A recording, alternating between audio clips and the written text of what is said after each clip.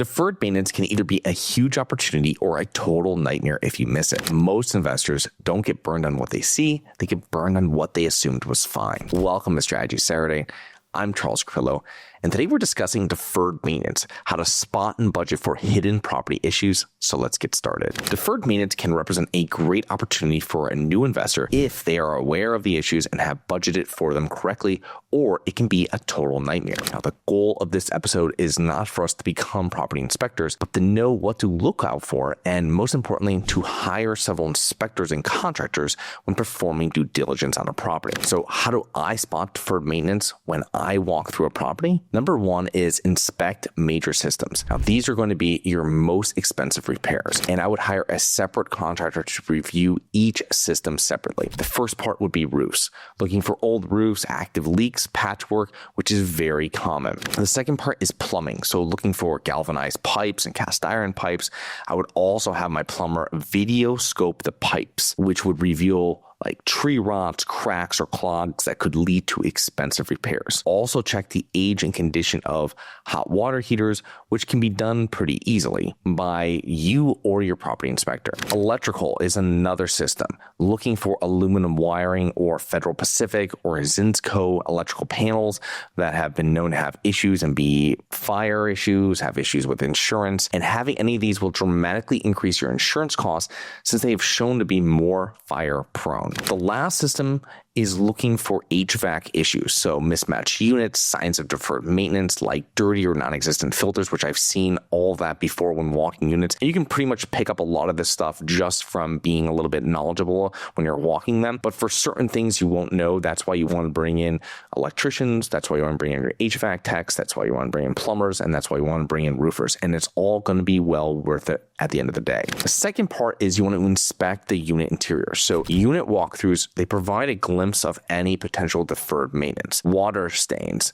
looking for water stains on ceilings and walls, and make sure to check all ceilings and closets. Mold or musty odors, so could signal a mold problem. Kitchens and bathrooms are big ones. This is where you're really getting your top rents, but where there's also, when they look nice, but this is also where there could be a lot of issues. So you want to check under sinks, behind toilets, around tubs, showers, looking for water stains or soft spots in the flooring, which usually is they try to really patch up. So you have to be a little bit knowledgeable about going around like the toilet, being underneath the sink and seeing exactly where, hey, they just put in a new piece of wood and painted it white like it was the bottom of the cabinet. But when you look underneath it, you can see that is because there was a leak before that might have gone down to the flooring. So these are things that you have to be knowledgeable when you're taking a look and walking properties. Number three is inspecting the exterior site conditions. So walking the site will give you a different perspective on what need correction. So this is also stuff that your insurance company is going to look at as well when they're walking the property. And they don't have to get inside to see this. They can see and they can know what are going to be insurance claim nightmare. So stairs, walkways, parking lots.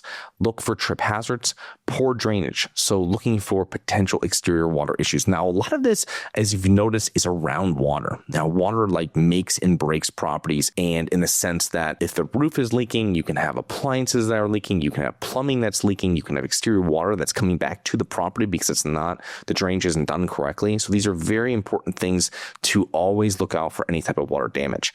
But continuing on, rotted wood. So looking for any type of rotted wood trim and balcony issues, big thing. And it's a big red flag for any type of insurers. Safety issues, looking for a lack of lighting, exterior doors that are not secured, or fencing issues. See, these are going to be a lot of things where it is going to hurt your insurance costs. It's going to be more dangerous for your tenants. You're going to have a lot more problems with these issues. And the other thing too is that they're not going to increase your rents that much once they're fixed or if they're correctly. No one's going to pay you more because they don't trip walking on the sidewalk. Now, the goal of walking the property and picking out potential issues sets the stage for your offer and for a formal inspection with licensed contractors. It also helps you formulate your underwriting. Deferred maintenance or possible future problems can also be spotted in the seller's documentation. Maybe you see the seller spending a lot on HVAC repairs and maintenance, but not so much, if any, on capital expenditures around HVAC units. It might mean they're just applying patchwork, and those systems might need to be replaced in the near future. So before we conduct a formal inspection, you will have a purchase and sale agreement signed. So understanding what deferred maintenance is present is critical to your underwriting, your budgeting, and going under contract. Now, of course, if your contractors uncover unforeseen issues during due diligence, we can go back to the seller and possibly renegotiate, but identifying deferred maintenance during a preliminary walkthrough will make you more confident when submitting your initial offer. Also allow you to have some of those tough conversations with the seller up front before you start paying an attorney to put together PSA, a purchase and sale agreement. So to learn more about due diligence, please check out episodes SS161. I hope you enjoyed. Please remember to rate, review, subscribe, submit comments and potential show topics at globalinvestorspodcast.com. If you're interested in actively investing in real estate, please check out our courses and mentoring programs at syndicationsuperstars.com. That is syndicationsuperstars.com. And then look forward to 2 more episodes next week. See you then. Have you always wanted to invest in real estate, but didn't have the time, didn't know where to find the deals, couldn't get the funding, and didn't want tenants calling you? Since 2006, I've been buying income-producing properties in great locations that provide us with consistent passive income while we wait for appreciation in the future and take advantage of tax laws while we're waiting. And unlike your financial advisor, we invest alongside our investors in every property we purchase. Check out investwithharborside.com. If you like the idea of investing in real estate, if you like the idea of passive income, partner with us at investwithharborside.com. That's investwithharborside.com.